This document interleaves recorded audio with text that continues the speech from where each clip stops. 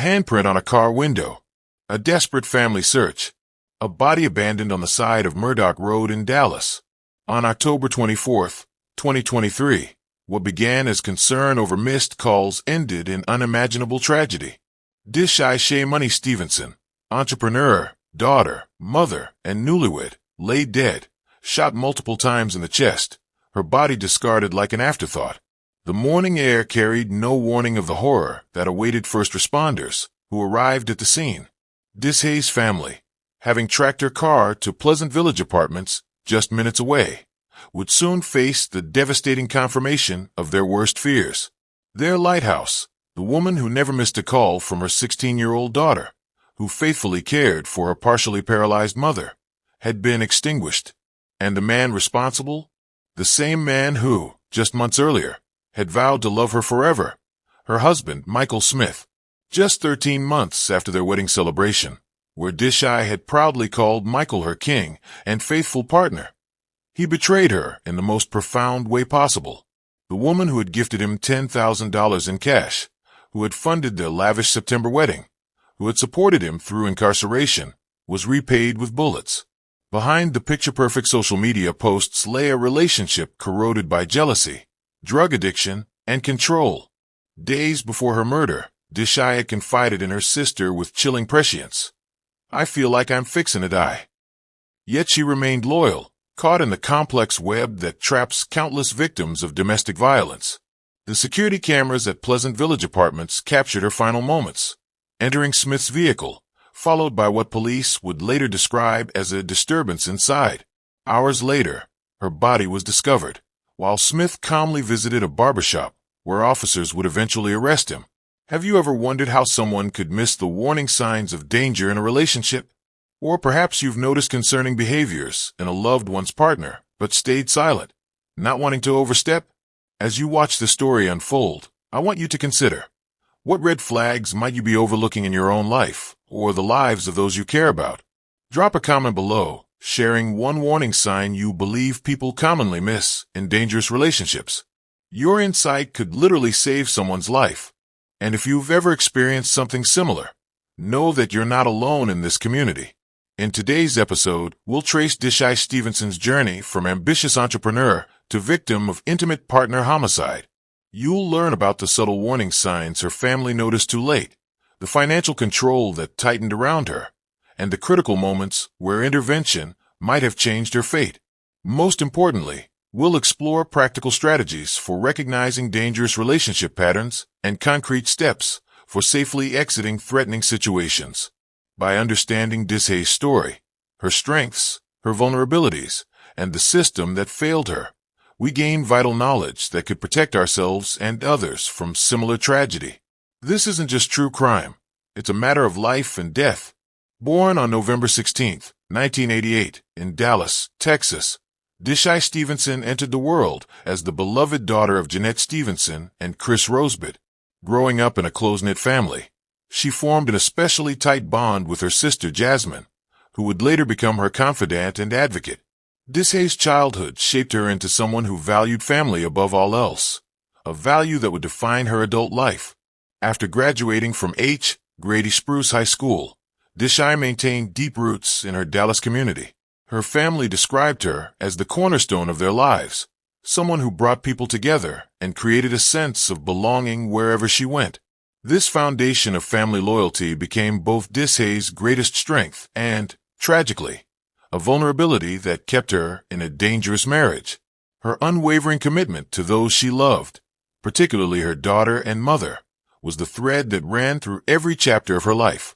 Known affectionately as Shay Money, Dish-eye built a reputation as a determined entrepreneur with a sharp mind for business. She poured her creativity and drive into establishing a successful tax preparation service that served her community with integrity and expertise. Not content with just one venture, she also opened a boutique that reflected her vibrant personality and eye for style. These businesses weren't just sources of income. They were expressions of her independence and ambition. But Dish-ay's most important role was that of mother to her teenage daughter. Friends and family consistently described the bond between them as extraordinary, with Dishai working tirelessly to provide opportunities and stability. She adored her daughter beyond words, one family member recalled. Their relationship was characterized by open communication and trust, with daily check-ins being non-negotiable, a routine so established that its interruption immediately signaled something was wrong on that fatal October day. When her mother Jeanette suffered a debilitating stroke that left her partially paralyzed, Dishai stepped up without hesitation. She became her mother's primary caregiver, managing medical appointments, daily needs, and emotional support while never complaining about the added responsibility. This caretaking role showcased Dishai's selfless nature and her ability to put others' needs before her own, a quality that extended to her marriage, where she similarly took on the burden of supporting her husband financially and emotionally. Those who knew Dishai invariably described her as bubbly and the life of the party. Her laugh could fill a room, and her positive energy was contagious. She was our lighthouse, her cousin Anita explained, always guiding us with her brightness. This vibrant spirit made her absence all the more devastating to her community when she was taken. Beyond her immediate family, Dishai built meaningful connections throughout Dallas. Her tax clients trusted her not just with their finances, but often with their personal struggles as well. She was known to offer advice, encouragement, and sometimes even financial help to those in need. Her boutique became more than a store. It was a gathering place where women felt empowered and beautiful. Dishai's impact extended to social media, where she shared motivational messages and business advice. Even there, she maintained authenticity, though the perfect image she projected of her marriage masked the troubling reality behind closed doors. Balancing entrepreneurship, motherhood, and caregiving required extraordinary organization and sacrifice from Dishai. She structured her businesses to allow flexibility for her daughter's activities and her mother's medical needs. Early mornings and late nights became her norm during tax season, while still ensuring she never missed important moments in her daughter's life. Friends marveled at how she managed it all without complaint. She was always on the go, but never too busy to help someone else, one friend recalled. This juggling act came at a cost. Dishai rarely took time for herself, a pattern that perhaps made it harder for her to prioritize her own safety when warning signs appeared in her marriage.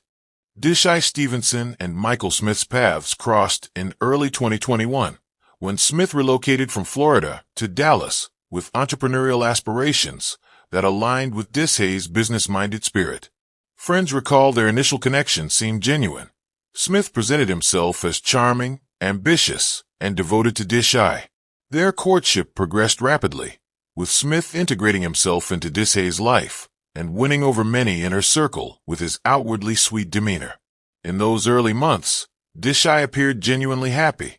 She shared glowing posts about her new relationship on social media, calling Smith her answered prayer, and celebrating finding a partner who supposedly understood her drive and family commitments. The relationship offered what seemed like perfect companionship, someone to share both business ideas and personal dreams with. Smith positioned himself as Dishai's equal partner and supporter, though financial imbalances were present from the beginning, with Dishai often covering expenses for both of them. Dishai and Michael formalized their union in May 2021 with a modest ceremony, but it was their second wedding celebration in September 2022 that truly showcased the financial dynamic of their relationship. This lavish affair, funded entirely by Dishai, featured expensive attire, elaborate decorations, and a generous reception. Wedding guests later recalled how Dishai had gifted Smith $10,000 in cash during the celebration, a public display of her commitment and support. Behind this grand gesture lay a pattern of financial inequity. Throughout their relationship, Dishai shouldered the burden of their household expenses while simultaneously supporting her daughter and mother. When Smith faced legal troubles and subsequent incarceration during their marriage, it was Dishai who paid his legal fees, put money on his books, and maintained their home in his absence. She believed in standing by her man, no matter what, her sister Jasmine explained. This unwavering loyalty extended beyond finances. Dishai defended Smith to concerned family members and maintained his public image, even when private reality differed sharply. She viewed her financial support as an investment in their shared future, believing Smith would eventually contribute equally once he established himself. This financial dependency created an imbalance of power that Smith exploited, accepting Dishay's generosity while offering little in return beyond promises of future success. While Dishay projected an image of marital bliss on social media, calling Smith her king and faithful partner, those closest to her witnessed concerning behaviors that intensified over time.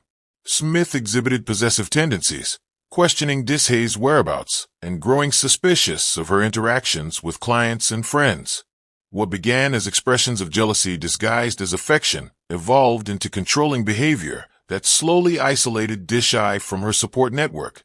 Family members noted how Smith would monitor Dishay's phone, sometimes answering her calls or checking her messages.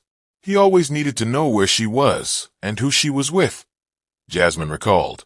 When confronted about these behaviors, Smith would turn charming, convincing both Dishay and her family that his actions stemmed from love and concern.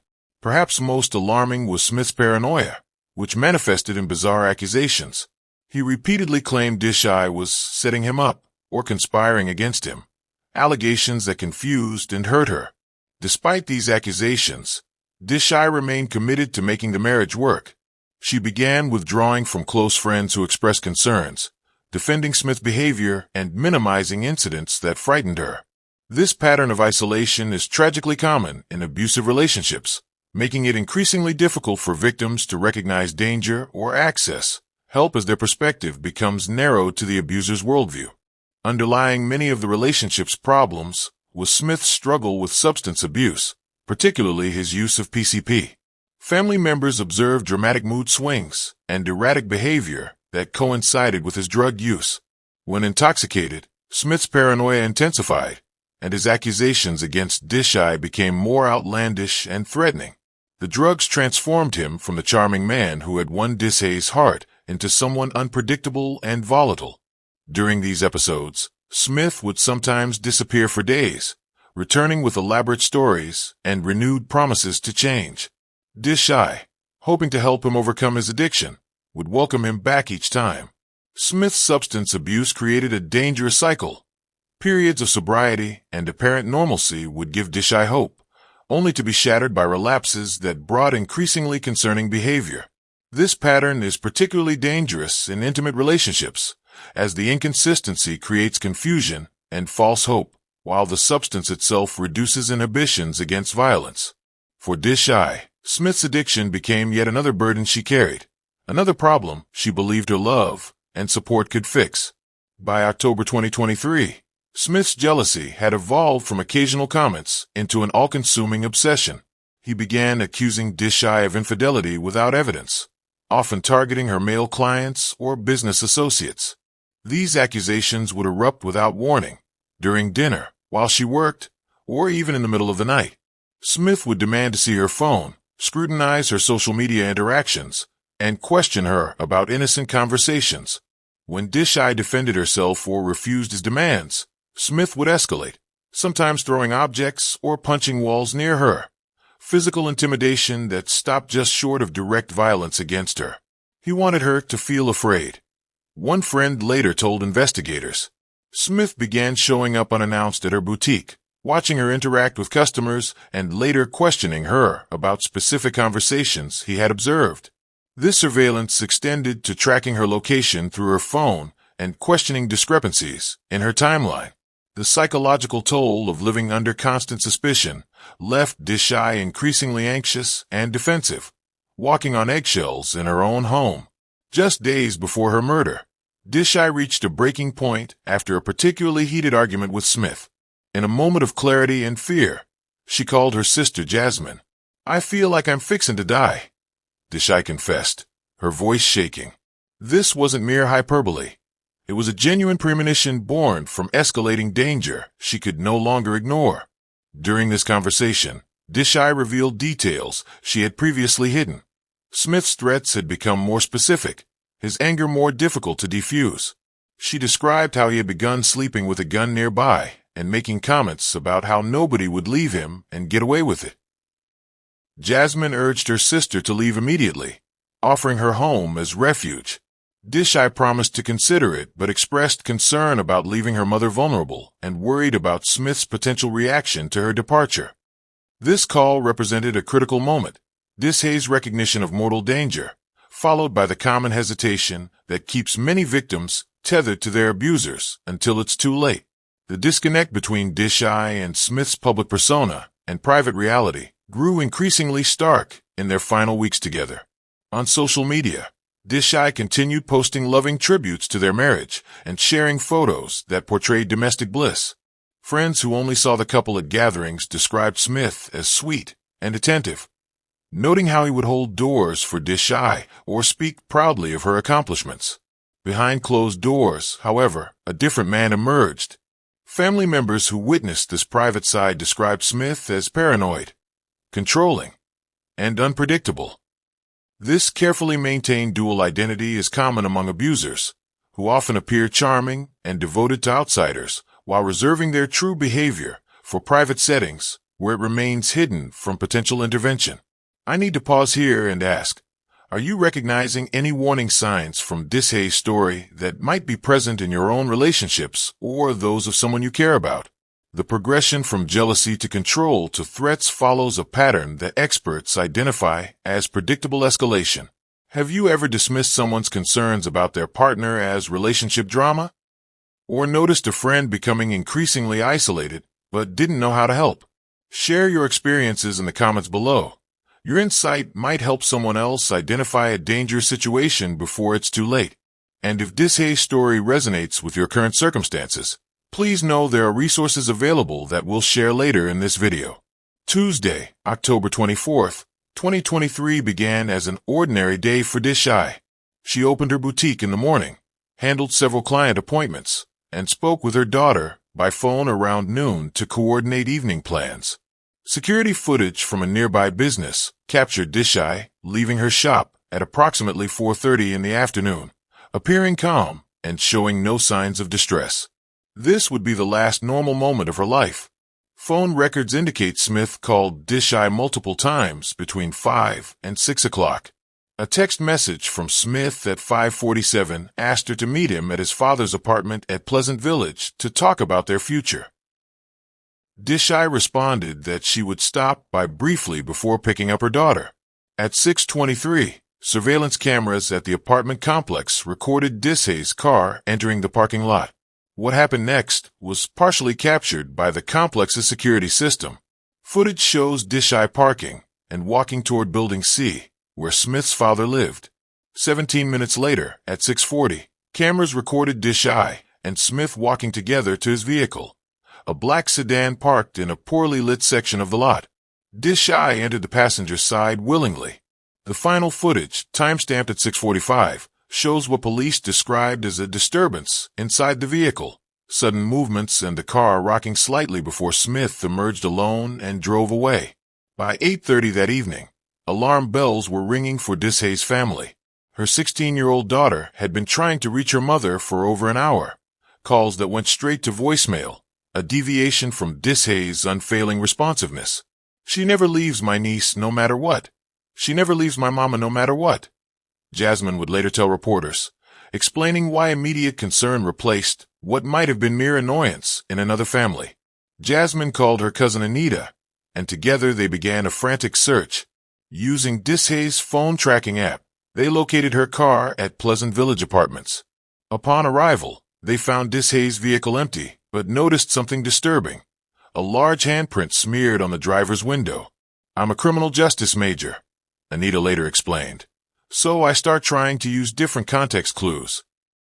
That handprint, possibly made in blood, confirmed their worst fears that something violent had occurred. While Jasmine and Anita were examining Dishai's abandoned car, a community blog post caught their attention: "Lady shot to death on Murdoch Road." The location was just 3 minutes from where they stood. With mounting dread, they rushed to the scene described in the post. There, amid the flashing lights of police vehicles, officers confirmed their devastating suspicion.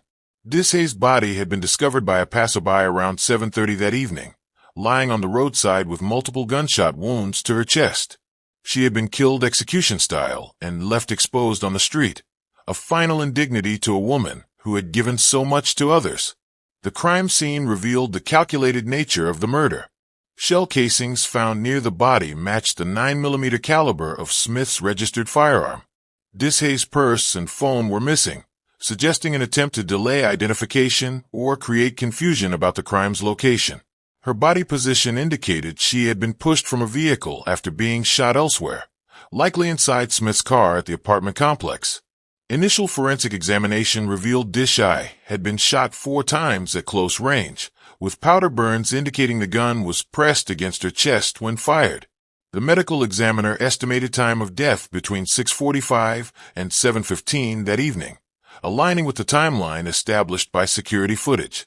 When investigators processed Smith's vehicle the following day, they discovered blood spatter on the passenger seat and dashboard, a spent bullet casing lodged beneath the seat, and one of Dishay's sandals on the floorboard. DNA analysis would later confirm the blood belonged to Dishay.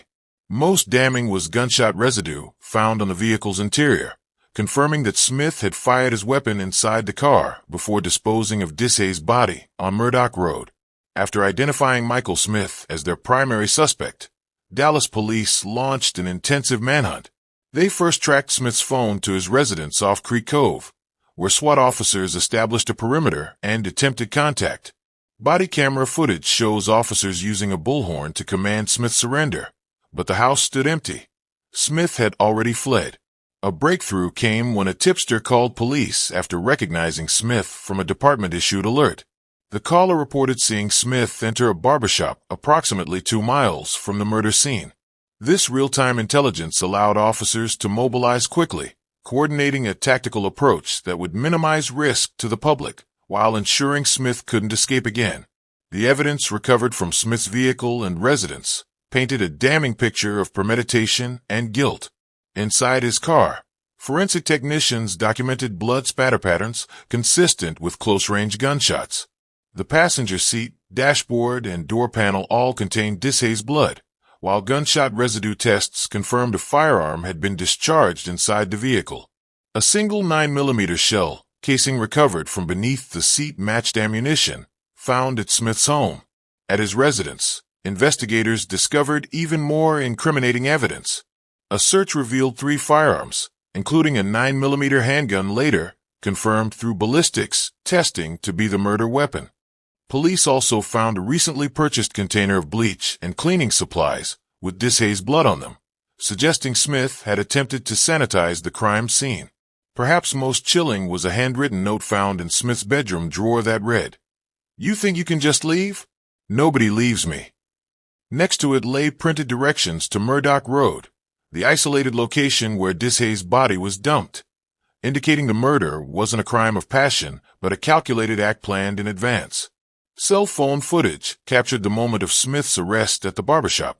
Unlike the frantic, desperate behavior typical of many fugitives, Smith appeared eerily calm as officers entered with weapons drawn. He sat in the barber's chair, getting a haircut, as though it were any ordinary day, not hours after murdering his wife. He didn't resist, didn't show emotion, recalled one officer present during the arrest. When we told him he was being arrested for the murder of Dishay Stevenson, he simply nodded. This cold demeanor continued during transport to police headquarters, where Smith remained silent, declining to answer questions without an attorney present. The barbershop patrons and staff appeared shocked, having chatted casually with Smith minutes before police arrived. Michael Smith was charged with first-degree murder and held on a $1 million bond. At his arraignment, he pleaded not guilty despite the overwhelming evidence. The case is currently proceeding through the Dallas County court system, with prosecutors indicating they may seek enhanced penalties based on the premeditated nature of the crime. The ripple effects of Dishay's murder devastated her family, with her teenage daughter and partially paralyzed mother bearing the heaviest burden. Her daughter, once a confident, outgoing student with college aspirations, withdrew into herself, struggling with both grief and guilt. She keeps asking if she could have saved her mom by calling for help sooner, Jasmine revealed. School counselors reported concerning changes in her behavior and academic performance as she grappled with the violent loss of her primary support system. For Jeanette, Dishay's mother, the tragedy compounded her already challenging health situation. Her stroke had left her dependent on Dishay's daily care, assistance that vanished overnight. Beyond the practical caregiving void, Jeanette faced the unimaginable pain of outliving her child. She stares at Dishay's picture for hours, a family member shared. Sometimes she calls out for her, forgetting she's gone. The dual trauma of physical disability and profound grief required Jeanette's hospitalization in the weeks following the murder. The Dallas community rallied around the Stevenson family with remarkable compassion. Clients from Dishay's tax business organized a fundraiser that covered funeral expenses and established a trust for her daughter's education. Local business owners held a vigil outside her boutique, where hundreds gathered with candles and shared memories of how Dishay had touched their lives. Women's advocacy groups used the tragedy to launch awareness campaigns about domestic violence in the Dallas area. Dishay's Light, a newly formed support group for domestic violence survivors, meets monthly at a community center near her former boutique. Several participants have credited the group with giving them courage to leave dangerous relationships, ensuring that even in death, Dishay continues to protect others. 6 months after Dishay's murder, her family still struggles with unanswered questions. Why didn't we see it coming? Why couldn't we save her? Jasmine often wonders aloud. These questions haunt them through sleepless nights and quiet moments. As they await justice through the court system, they've channeled their grief into advocacy, determined that Dishay's story will save others. Smith systematically separated Dishay from her support network, using tactics that initially appeared as devotion rather than control. He questioned why she needed girls' nights when she had him, suggested her friends were jealous of their relationship, and created conflict when she spent time with family. This isolation happened gradually, first with subtle comments, then with more direct interference, like showing up uninvited to her outings or texting constantly when she was away from him. The isolation became so effective that by October 2023, Dishay was hiding her fears even from her sister until that final, desperate call. This separation from trusted voices left her without the objective perspective needed to recognize escalating danger, a common pattern in domestic homicide cases where victims become increasingly dependent on their abuser's distorted reality. While Dishay appeared financially independent as a business owner, Smith created subtle dependencies that trapped her in the relationship. He contributed minimally while benefiting from her success, creating a one-sided dynamic where she funded their lifestyle, wedding, and his legal troubles. This arrangement wasn't merely inequitable, it was strategic. By accepting her $10,000 gift and ongoing support without reciprocation, Smith established a psychological investment that made Dishay reluctant to leave. Experts call this sunk cost fallacy in abusive relationships. Victims stay because they've already invested so much. Additionally, Smith's frequent comments about building their empire together created a false partnership narrative that kept Dishay hoping for eventual equality, even as the financial burden grew increasingly one-sided. Smith's emotional manipulation followed textbook patterns of abuse.